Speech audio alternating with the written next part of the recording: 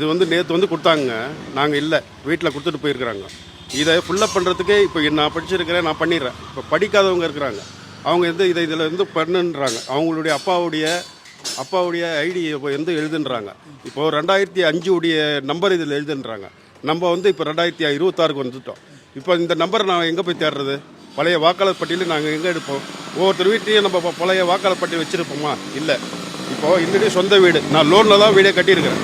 அது கிட்டத்தட்ட ஒரு 50 வருஷமாக இருக்கும். எங்களுக்கு கிட்டத்தட்ட ஒரு 8 ஓட்டு இருக்குது இந்த இடத்துல. 8 ஓட்டு போட்டிருந்தோம். இப்போ ஐடியிலேருந்து எங்கள் அம்மாலாம் வயசானவங்க போயிட்டு வருவாங்க. இப்போ இந்த ஃபார்மை கொடுத்து நீங்கள் ஃபுல்லப் பண்ணுன்னு சொன்னால் எப்படி சார் பண்ணுறது? இது வந்து இந்த ஒன்றிய அரசு இதை வந்து ரொம்ப கண்டிக்கிறோம் நாங்கள். எங்களுக்கு இந்த வந்து கேன்சல் பண்ணி கொடுங்க, இல்லை பழைய முறையே கொண்டு வாங்க. இந்த 2005 இதில் நோட் பண்ண சொல்கிறீங்களே, அப்போ நீங்கள் வீடு விட்டால் முதல்ல 2000 அந்த படிவத்தை கொடுங்க, அதை கொடுங்க. அதுக்கப்புறம் நாங்கள் இதை நோட் பண்ணுறோம். படிக்காதவங்க என்ன பண்ணுவாங்க? பக்கத்தில் படிக்காதவங்கலாம் இருக்காங்க. கொளுத்து வேலை செய்கிறவங்க இதை கொடுத்தா என்ன பண்ணுவாங்க?